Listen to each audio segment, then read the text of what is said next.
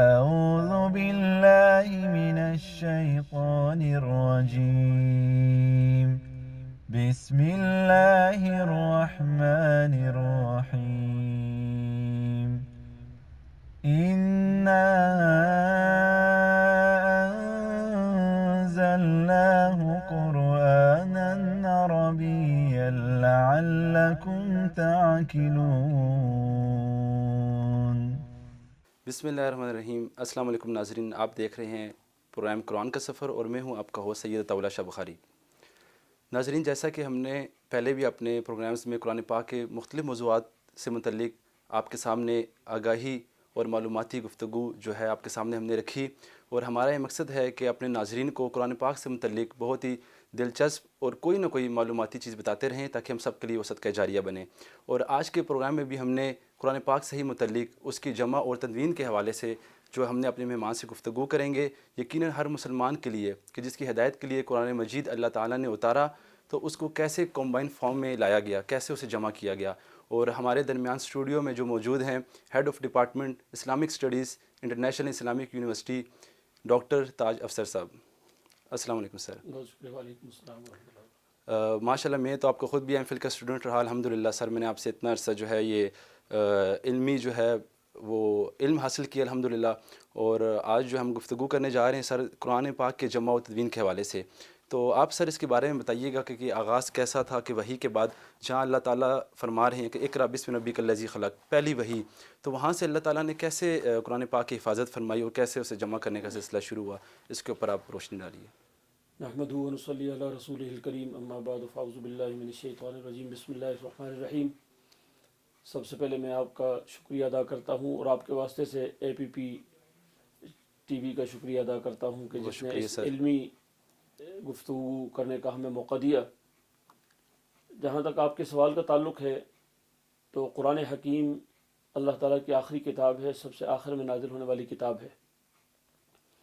ویسے تو وحی کی بہت ساری شکلیں ہیں، وہی الہام کی شکل میں بھی آتی ہے، وہی انبیاء علیہ الصلوۃ والسلام کی خواب کی شکل میں بھی ہوتی ہے، لیکن قرآن حکیم کی جو وحی ہے وہ حضرت جبریل علیہ الصلوۃ والسلام کے ذریعے سے نبی اکرم صلی اللہ علیہ وسلم کے قلب اطہر پر نازل ہوئی۔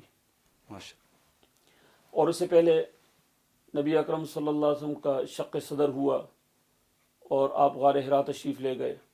وہاں آپ نے اعتکاف فرمایا، روزے کی حالت میں ایک طرف بیت اللہ شریف کی طرف آپ کی نظریں تھیں، وہاں کی تجلیات اور انوارات آپ کے سامنے تھے، اور دل کا تعلق اللہ رب العزت کے ساتھ تھا۔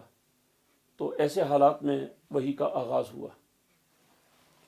بخاری شریف کی روایت ہے کہ سب سے پہلے حضرت جبریل علیہ الصلوۃ والسلام آئے اور نبی اکرم صلی اللہ علیہ وسلم کو کہا کہ اقرأ، تو رسول اللہ صلی اللہ علیہ وسلم نے فرمایا ما انا بقارئ، میں نہیں پڑھ سکتا، میں پڑھنے والوں میں سے نہیں ہوں۔ اس لیے کہ عربوں کی جو پہچان تھی وہ امی تھی، یعنی وہ زبانی پورے شجرے یاد کرتے تھے، بڑے قوت حافظہ کے مالک تھے، ہر چیز ان کے ہاں یاد کی صورت میں محفوظ ہوتی تھی۔ اور اس امت کی فضیلت بھی یہی ہے کہ صدورہم اناجیلہم، ان کے سینے ہی کتاب ہیں۔ تو اللہ تعالیٰ نے ان کو منتخب کیا۔ تو رسول اللہ صلی اللہ علیہ وسلم نے ارشاد فرمایا کہ ما انا بقارئ، تو حدیث میں آتا ہے کہ جبریل امین نے آپ کو اپنی آغوش میں لیا، دبایا اور پھر فرمایا اقرأ۔ دوسری دفعہ بھی آپ نے فرمایا ما انا بقارئ۔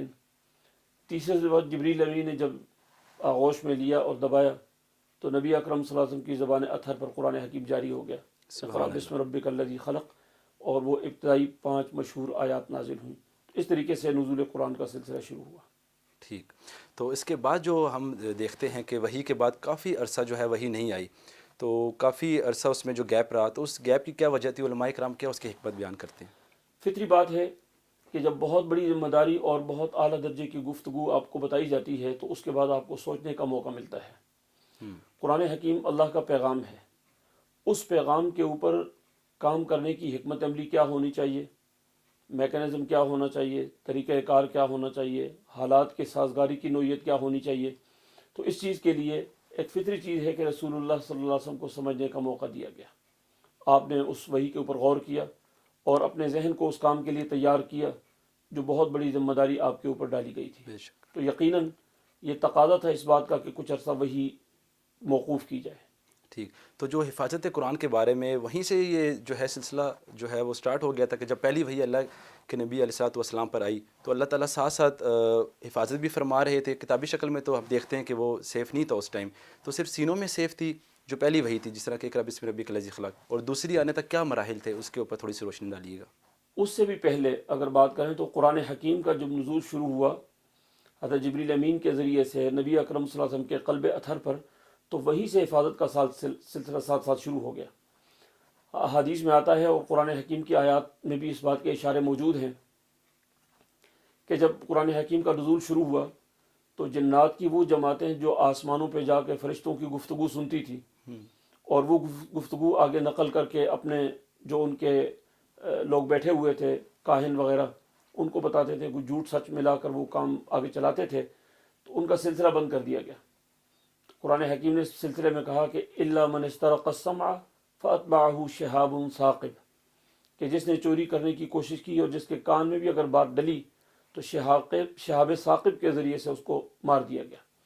تو قرآن حکیم کا یوں سمجھ لیں کہ بڑا وی آئی پی پروٹوکول کے ساتھ بڑی ہائی سیکورٹی کے تناظر میں قرآن حکیم کا نزول شروع ہوا ہے. پھر رسول اللہ صلی اللہ علیہ وسلم کے قلب اطہر پر جب نازل ہوا تو قرآن مجید آپ کو ساتھ ساتھ یاد بھی ہو گیا. پھر صحابہ کرام کو آپ نے قرآن مجید کی تعلیم دی. تو جیسے میں نے پہلے عرض کیا کہ عربوں کے اندر اس وقت لکھنے کا رواج ہی نہیں تھا, ٹھیک, وسائل بھی نہیں تھے لیکن رواج بھی نہیں تھا. اور آج بھی تجربہ یہی ہے کہ کتابی شکل کے اندر کوئی چیز اگر ہوتی ہے تو اس کے اندر تحریف ہو جاتی ہے. کچھ کا کچھ مصنف کے مقاصد کچھ اور ہوتے ہیں اور ناشر جو ہوتے ہیں اس کے اندر کوئی چیز ترمیم اضافے کرتے رہتے ہیں. تو قرآن حکیم کو اس سے محفوظ رکھنے کے لیے اللہ رب العزت نے یہ طریقہ کار اختیار کیا کہ وہ سینوں میں محفوظ ہو گیا.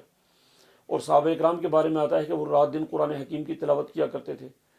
ایک سب مشہور صحابی حضرت ابو موسیٰ اشعری رضی اللہ تعالیٰ عنہ, ان کی تلاوت نبی اکرم صلی اللہ علیہ وسلم نے رات کے وقت سنی. بے شک. تو دوسرے دن حضور نے ارشاد فرمایا کہ ابو موسیٰ لقد اوتیت مزمارا من مزامیر آل داود, اللہ تعالیٰ نے آپ کو آل داود کا لحن اور سوز دیا ہے. سبحان اللہ. رات کے وقت میں تمہاری تلاوت سن رہا تھا. تو حضرت ابو موسیٰ اشعری رضی اللہ تعالیٰ عنہ نے بڑی خوشی سے فرمایا یا رسول اللہ, اگر مجھے معلوم ہوتا کہ آپ سن رہے ہیں لحبرتہ لک تحبیرا, میں اور خوبصورت کر کے پڑھتا. تو اسی طریقے سے باقی صحابہ کے جو معمولات تھے پڑھنے پڑھانے کے, قرآن حکیم کی تلاوت کے, جو نو مسلم ہوتے تھے رسول اللہ صلی اللہ علیہ وسلم بعض صحابہ کو وہاں پر بھیجتے تھے ان کو پڑھانے کے لیے. تو درس و تدریس کا سلسلہ ساتھ ساتھ شروع ہو گیا. اور پھر اس کے علاوہ دوسرا یہ بھی تھا کہ بعض ایسے لوگ جو لکھنا جانتے تھے وہ خود لکھتے یا لکھواتے رہتے تھے جزوی طور پر. تو اس طریقے سے اعتماد تو حفظ کے اوپر تھا لیکن پورا قرآن حکیم رسول اللہ صلی اللہ علیہ وسلم کی زندگی میں لکھا جا چکا تھا. ٹھیک. مرتب نہیں تھا, جیسے جیسے نازل ہوتا تھا ترتیبی نزول کے مطابق. اور اس وقت چونکہ کاغذ بھی دستیاب نہیں تھے تو جو اس وقت وسائل تھے ان کے اوپر قرآن مجید ساتھ ساتھ لکھا جاتا رہا. تو قرآن حکیم پورا کا پورا لکھا بھی جا چکا تھا. ٹھیک, یہ حفاظت کا دوسرا پہلو ہے. ٹھیک, یعنی کہ دور نبوت میں قرآن پاک جو ہے وہ لکھا جا چکا تھا, لیکن جو جمع و تدوین کا جو پروسیس تھا وہ دور نبوت میں نہیں ہوا, اور اس کے بعد جو صحابہ کرام کا دور آیا تو اس میں اس کا آغاز ہوا. اس کے بارے میں بتائیے گا کہ کیا مراحل تھے. دیکھیے فطری سی بات ہے کہ رسول اللہ صلی اللہ علیہ وسلم کے آخری دور تک وہی آتی رہی. ٹھیک. لکھنے کا ٹائم ہی نہیں ملا. اب مثلا آخری آیت نازل ہوئی ہے وَاتَّقُوا يَوْمًا تُرْجَعُونَ فِيهِ إِلَى اللَّهِ, تو اس کے بعد صرف ایک ہفتہ رسول اللہ صلی اللہ علیہ وسلم دنیا پہ تشریف فرما ہوئے, اس کے بعد آپ دنیا سے تشریف لے گئے. تو ایک ہفتے کے اندر یہ کام نہیں ہو سکتا تھا. اس کے علاوہ بھی بات یہ ہے کہ جیسے میں نے عرض کیا کہ اس وقت لکھنے کی ضرورت ہی محسوس نہیں کی گئی کیونکہ اعتماد حفظ کے اوپر تھا. اور یہ جو حدیث میں نے کوٹ کی ہے, دراصل حضرت موسیٰ علیہ السلام کو اللہ تعالیٰ نے فرمایا تھا کہ میں ایک کتاب ایسی امت پر نازل کروں گا, آخری کتاب ایسی امت کو دوں گا کہ صدورہم اناجیلہم, جن کے سینے کتابیں ہوں گے. تو یہ وجہ بھی تھی.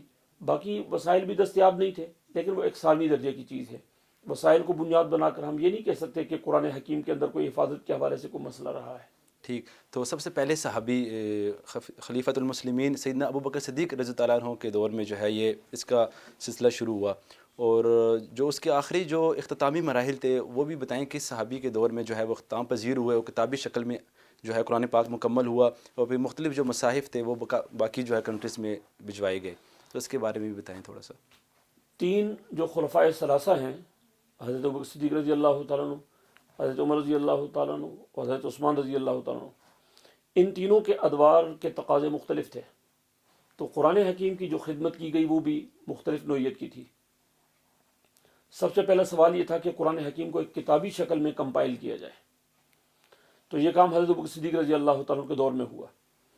جو بکھرا ہوا قرآن مجید تھا، مختلف چیزوں پر لکھا ہوا تھا، ان کو یاد بھی تھا، اس تناظر میں قرآن حکیم کو ایک مصحف کی شکل میں لکھا گیا، اور اس کی ترتیب پھر ایسے بنائی کہ پہلے 7 بڑی صورتیں ہیں، السبع الطوال جن کو کہتے ہیں، ان سے پہلے قرآن حکیم سورہ فاتحہ ہے جو قرآن حکیم کا دباچہ ہے، جی ان سب الطوال کے بعد پھر آگے معین ہیں، پھر مثانی ہیں، پھر مفصلات ہیں۔ ان کو تھوڑا سا یعنی ایکسپلین کر چھوٹی دیجیے گا۔ صورتیں ہیں۔ معین ان صورتوں کو کہتے ہیں کہ جن کی آیات کی تعداد 100 کے لگ بھگ ہو، کچھ زیادہ کچھ کم، اور مثانی وہ ہوتی ہیں جو ان سے چھوٹی ہوتی ہیں اور بار بار پڑھی جاتی ہیں، ٹھیک اور مفصلات ان سے بھی چھوٹی جن میں فصل زیادہ آتا ہے، یعنی جلد از جلد جلدی اوقاف آتے ہیں، چھوٹی آیات ہیں، ٹھیک اور وہ سورہ حجرات سے تقریباً آخری 4.25 پارے جو ہیں وہ مفصلات یعنی پر والناس مشتمل تک وہ اس پہ مشتمل ہے۔ سورہ حجرات سے لے کر والناس تک مفصلات پر مشتمل ہے۔ ٹھیک تو اس طریقے سے صحابہ کرام نے ایک بہترین اجماعی ترتیب قرآن حکیم نے دی ہے کہ جس کے ذریعے سے قرآن مجید کے ذریعے سے وہ تربیت حاصل ہو جو پہلے دور میں رسول اللہ صلی اللہ علیہ وسلم نے کی تھی۔ ٹھیک پھر اس کے بعد جو دوسرا حضرت عمر رضی اللہ عنہ کو جب دور آیا، جی سر۔ تو اب چونکہ قرآن حکیم خلیفہ کے پاس محفوظ ہو گیا تو فطری طور پر لوگوں کے لیے آسانی ہو گئی، اس مصحف کی طرف لوگ لپکے۔ تو حضرت عمر رضی اللہ تعالیٰ عنہ نے ایک بہت بڑا کام یہ کیا کہ انہوں نے نماز کی حالت میں تراویح کی شکل میں قرآن حکیم کی حفاظت کا اہتمام کیا۔ اب ایک قاری ہیں، قرآن مجید سنا رہے ہیں، جی اور بیسیوں لوگ ان کے پیچھے سن رہے ہیں، بلکہ سینکڑوں لوگ سن رہے ہیں، اور سینکڑوں مساجد کے اندر جتنی بھی راج دہانی تھی اس دور میں جہاں حضرت عمر رضی اللہ تعالیٰ عنہ کی حکومت تھی، تو اس سارے ایریا کے اندر جتنی مساجد تھی تراویح کا سلسلہ شروع ہوا، اور تراویح کے اندر قرآن حکیم کی حفاظت کا ایسا بہترین طریقہ کار اختیار کیا گیا کہ ایک تو پوری توجہ ہے سنانے والے کی، نماز کی حالت میں ہے، پیچھے سارے لوگ پورے ہمتن گوش قرآن حکیم کی تلاوت سن رہے ہیں، اور زبر زیر پیش کی غلطی کا بھی تصور کرنا ہی وہاں پر محال ہے۔ سبحان تو اللہ۔ یہ قرآن حکیم کا سینے کے حوالے سے، سینے میں حفاظت کے حوالے سے قرآن حکیم کا یہ حفاظت کا مرحلہ تھا۔ پھر جب تیسرا دور آیا تو حضرت عثمان رضی اللہ تعالیٰ عنہ کے دور میں یہ ضرورت پیش آئی کہ وہ جو نسخہ حضرت ابوبکر صدیق رضی اللہ تعالیٰ عنہ نے تیار کیا تھا اس نسخے کی اور کاپیاں کروائی جائیں اور مختلف بڑے شہروں میں بھیجی جائیں۔ تو حضرت عثمان رضی اللہ تعالیٰ عنہ نے اس مصحف صدیقی سے 6 مصاحف لکھوائے۔ ایک مصحف اپنی تلاوت کے لیے رکھا، دوسرا مصحف اہل مدینہ کے لیے تھا، تیسرا مصحف اہل مکہ کے لیے تھا، چوتھا مصحف بصرہ بھیجا، پانچواں مصحف کوفہ بھیجا، اور چھٹا مصحف جو ہے وہ شام بھیجا۔ ٹھیک اور ہر ایک کے ساتھ، چونکہ ایک تو خلیفہ کی تلاوت کے لیے تھا، باقی جو 5 مصاحف تھے تو ہر مصحف کے ساتھ ایک قاری بھیجے جو بڑے ضابط اور مضبوط قسم کے قاری تھے اور اعتماد یافتہ تھے، تو حکومت کی طرف سے وہ قاری بھیجے گئے۔ تو مدینہ منورہ کا جو مصحف تھا وہاں حضرت زید بن ثابت رضی اللہ تعالیٰ عنہ کو قاری مقرر کیا گیا۔ جو مکہ مکرمہ مصحف بھیجا گیا وہاں عبداللہ بن صائب المخزومی کو قاری مقرر کیا گیا۔ جو کوفہ بھیجا گیا وہ زر بن ابی حبیش الاسدی اور ان لوگوں کے ذریعے سے وہاں پر یعنی ہر ایریا کا ہیڈ آف ڈپارٹمنٹ۔ ابو عبد الرحمن السلمی، ان کو کوفہ بھیجا گیا۔ ٹھیک بصرہ جو ہے عامر بن عبد القیس کو بھیجا گیا، اور شام میں مغیرہ بن شہاب مخزومی کو بھیجا گیا۔ تو اس طریقے سے سرکاری طور پر قاری بھی بھیجے گئے اور مصحف بھی بھیجے گئے، جس کا نتیجہ یہ ہوا کہ قرآن حکیم کے حوالے سے جو اختلافات ممکنہ پیش آمدہ تھے یا آنے والے تھے ان سب کا خاتمہ ہو گیا۔ ٹھیک جی ناظرین، بہت ہی دلچسپ گفتگو ہو رہی ہے، ہمارے ساتھ رہیے گا۔ یہاں ہم لیں گے ایک چھوٹی سی break, we will be right back. أعوذ بالله من الشيطان الرجيم بسم الله الرحمن الرحيم إنا أنزلناه قرآنا عربيا لعلكم تعقلون۔ جی ناظرین، ویلکم بیک۔ گفتگو کا وہیں سے ہم جو ہے آغاز کرتے ہیں۔ اچھا سر، آپ سے یہ پوچھنا چاہوں گا کہ قرآن پاک جمع اور اس کی جو ہے تدوین کے حوالے سے کیا کوئی اس ٹائم جو دور صحابہ تھا اس میں کوئی کوڈ آف کنڈکٹ کا ایسا خیال تھا کہ کہ کوئی ایسے اصول رکھے گئے تھے کہ ان اصولوں کے تحت قرآن پاک کو جمع کیا جائے گا؟ کیونکہ جس طرح ہم دیکھتے ہیں کافی صحابہ کرام کا قرآن پاک کے اوپر عبور حاصل تھا، ان کو مختلف آیات حفظ تھیں، تو کیا کوئی ایسے لوازمات رکھے گئے تھے کہ جن کو شامل کر کر قرآن پاک میں کتابی تحریری شکل دی گئی؟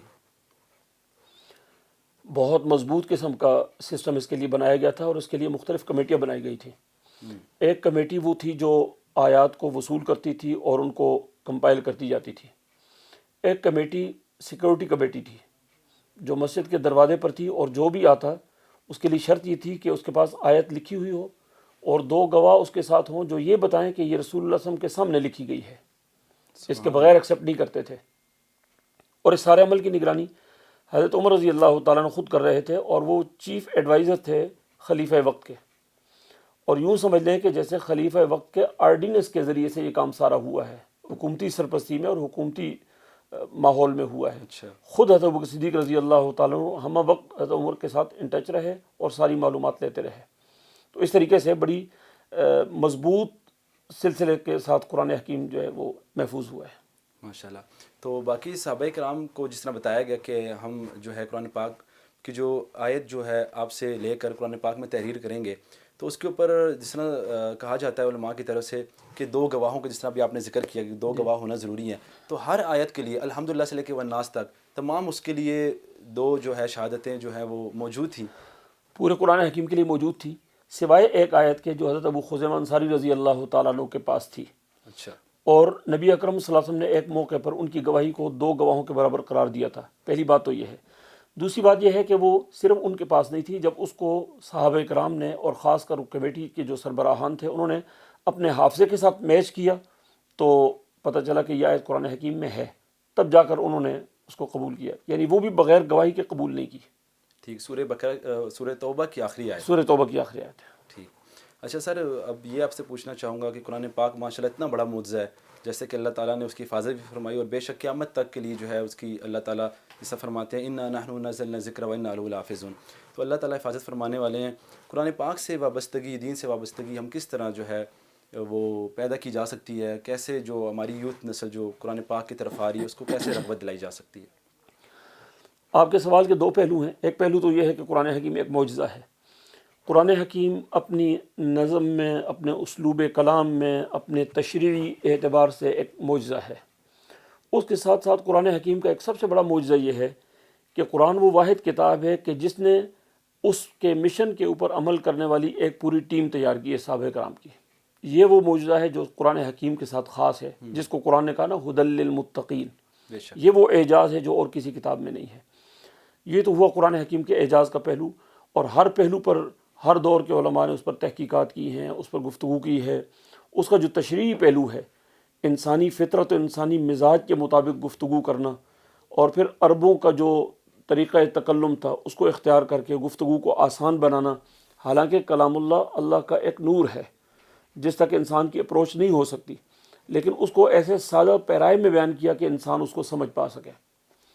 تو نبی اکرم صلی اللہ علیہ وسلم کے ذریعے سے اس کی وضاحت کر دی گئی۔ تو سب سے بڑا قرآن حکیم کا اعجازی پہلو یہ ہے۔ آج ضرورت اس بات کی ہے کہ قرآن حکیم ماشاءاللہ ہمارے الفاظ کی طرف بہت لوگ متوجہ ہیں، قرآن مجید حفظ کرتے ہیں، اور یہ ہمارے لیے بہت بڑی سعادت ہے، اور ہمارے بزرگوں کی یہ ان کا فیض ہے اور برکتیں ہیں۔ ہمیں چاہیے کہ اس فیض کو ہم قائم رکھیں۔ قرآن حکیم کے الفاظ، حروف کی حفاظت کے ساتھ ساتھ جی، اس کے 2 اور پہلو ہیں۔ ایک ہے اس کے وہ مفاہیم جو اللہ تعالیٰ کی مراد ہیں۔ ایک تو ہے محض اپنے عقلی گھوڑے دوڑا کر اپنی خواہشات کے پیش نظر، یہ نہیں، بلکہ جو رسول اللہ صلی اللہ علیہ وسلم نے اہداف متعین کیے ہیں، حضور صلی اللہ علیہ وسلم اور صحابہ اکرام کی زندگی سے جو اہداف متعین ہوئے ہیں، ان کے تناظر میں قرآن حکیم کے معنی اور مفاہیم کو سمجھیں۔ اور تیسری بات جو ہے وہ یہ ہے کہ قرآن مجید ایک سسٹم کی طرف دعوت دیتا ہے۔ اب رسول اللہ صلی اللہ علیہ وسلم کے اوپر قرآن حکیم نازل ہوا تو حضور صلی اللہ علیہ وسلم نے مدینہ منورہ میں کیسی ریاست تشکیل کی؟ آپ نے جب مکہ فتح کیا تو لوگوں کے ساتھ رویہ کیا تھا، اور وہاں سے کیسے امن پیدا ہوا، کیسے خوشحالی آئی، کیسے اجتماعیت پیدا ہوئی، ایک وحدت پیدا ہوئی، انسانوں کے درمیان محبت پیدا ہوئی، اور پوری دنیا کے اندر اسلام ایک قابل ذکر دین بن گیا، اور دنیا نے پھر فوج در فوج اس کو قبول کیا۔ تو آج اس بات کی ضرورت ہے کہ قرآن حکیم کا جو سوسائٹی کی تشکیل نو کا پہلو ہے جی اس کو ہم سمجھیں بھی اور اس پر اپنی جد و جہد کریں۔ ٹھیک سر۔ اچھا سر، اس دور پہ ایک اور لاسٹ میں آپ سے پوچھنا چاہوں گا، 1400 سال کے دور میں ایسے بھی کچھ ہم نے دیکھنے کو ملتا ہے کہ غیر مسلم جو ہے حکومتیں، انہوں نے قرآن پاک کو بدلنے کی کوشش کی ہے لیکن ناکام ہوئے ہیں۔ تو یہ اللہ تعالیٰ کا کیسا زبردست معجزہ ہے کہ انہوں نے کوشش کی اور وہ ناکام ہوتے رہے، قیامت تک جو ہے آئی تھنک کبھی بھی ایسا سوچا بھی نہیں جا سکتا کہ اس کی ایک آیت کو بھی بدلیں۔ تو اس کے بارے میں بتائیے گا کہ وہ ایسی جسارت کیوں کرتے ہیں ایسے جو غیر مسلم لوگ ہیں؟ اور پہلی بات تو یہ ہے کہ بہرحال کسی مشن کا مخالف وہ اپنی کوشش کرتا ہے اس مشن کو ختم کرنے کے لیے، ان کی اپنی کوشش ہے، لیکن قرآن حکیم میں پہلی بات تو یہ کہ اللہ تعالیٰ نے اس کی حفاظت کا ذمہ لیا ہے۔ اس ذمہ کو اللہ تعالیٰ نے کیسے پورا کیا ہے؟ وہ دو شکلوں میں، ایک تو سینوں میں محفوظ ہے، تو سینے کے اندر کسی بات کو ڈیلیٹ نہیں کیا جا سکتا، اس کی زبر زیر پیش کو بدلا نہیں جا سکتا۔ دوسرا یہ ہے کہ ایک اجتماعی سیٹ اپ دیا ہے رمضان المبارک کے اندر، خاص کر اس کا جو اظہار ہوتا ہے کہ ایک قاری سنا رہا ہوتا ہے تو اس کے پیچھے وہ اگر کمپرومائز کرے گا تو کسی ایک کے ساتھ کرے گا، دو کے ساتھ کرے گا، لیکن جب 20 صفحے اس کے پیچھے ہوں گی تو ظاہر ہے کہ غلطیاں پکڑنے والے لوگ ہوں گے۔ تو قرآن مجید کے جو سینوں کے اندر حفاظت ہے اور اجتماعی نقطۂ نظر سے حفاظت ہے، اس نے قرآن حکیم کی حفاظت کے اندر بہت بڑا کردار ادا کیا ہے، یقیناً اللہ رب العزت کی تائید سے ہی اور اللہ کی مدد سے ہی اور اللہ کے جو کلام کے سچا ہونے کی بنیاد پر ہی یہ ہوا ہے۔ اچھا سر، قرآن پاک کی حفاظت کے حوالے سے جو تقاضے ہیں یوتھ نسل کو، نوجوانوں کو، تو اس کے بارے میں بتائیے گا کہ کیسے جو ہے ان چیزوں کو بھی ہم ملحوظ خاطر رکھ سکتے ہیں؟ پہلی بات تو یہ ہے کہ قرآن حکیم کے الفاظ اور حروف کی بات، اس کا تعلق حفظ قرآن کے ساتھ ہے۔ قرآن حکیم کی حفظ کے حوالے سے اس کے الحمد سے لے کر والناس تک الحمدللہ ہمارے یہاں ہر جگہ پر بہت کام ہو رہا ہے، اس کی حفاظت کا پہلو تو بڑا واضح ہے۔ آج کے دور میں چونکہ قرآن حکیم اللہ کا کلام ہے، مالک الملک کا کلام ہے، کل کائنات کے بادشاہ کا کلام ہے، تو اس کی جو گفتگو یا اس کی جو بات ہے وہ کل کائنات پر محیط ہے، تو اس کے لیے زیادہ بہتر وہی طبقہ ہوگا کہ جو کائنات کے تقاضوں کو سمجھے۔ چنانچہ اس کے لیے کسی خاص طبقے کی بجائے ہم قرآن حکیم کی تعلیم کو عام کر دیں، تو کیسے؟ اور بالخصوص ہمارا وہ نوجوان جو سائنس کا طالب علم ہے، جتنا اس کو جدید حالات کے اوپر اور تغیرات کے اوپر اور تبدیلیوں کے اوپر اس کی نظر ہوگی، وہ قرآن حکیم کو جلدی اور بہتر انداز سے سمجھ پائے گا۔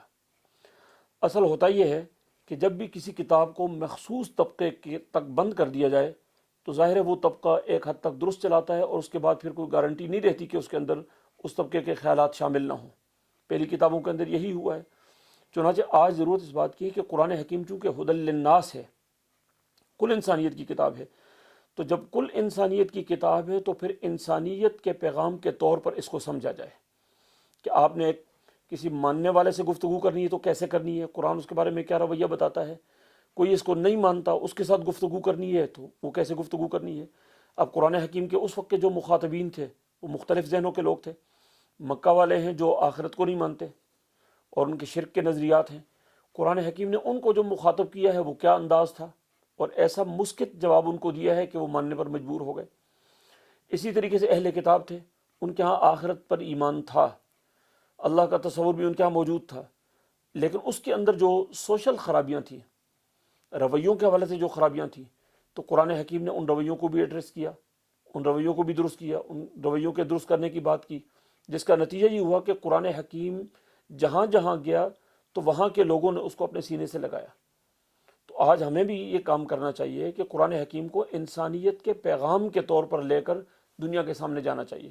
ہمیں اس بات سے نہیں گھبرانا چاہیے کہ قرآن حکیم کسی غیر مسلم کو ہم کیسے سمجھائیں گے۔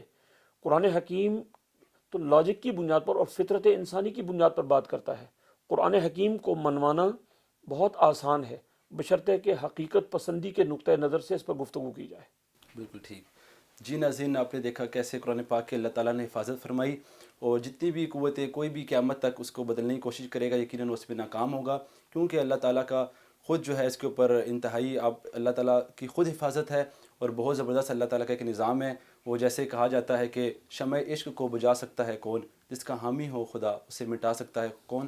مجھے اور میری ٹیم کو اجازت دیجیے گا. انشاءاللہ نئے موضوع نئے مہمان کے ساتھ پھر حاضر ہوں گے. اپنا خیال رکھیے. السلام علیکم. خدا حافظ. أعوذ بالله من الشيطان الرجيم. بسم الله الرحمن الرحيم. إنا أنزلناه قرآنا عربيا لعلكم تعقلون.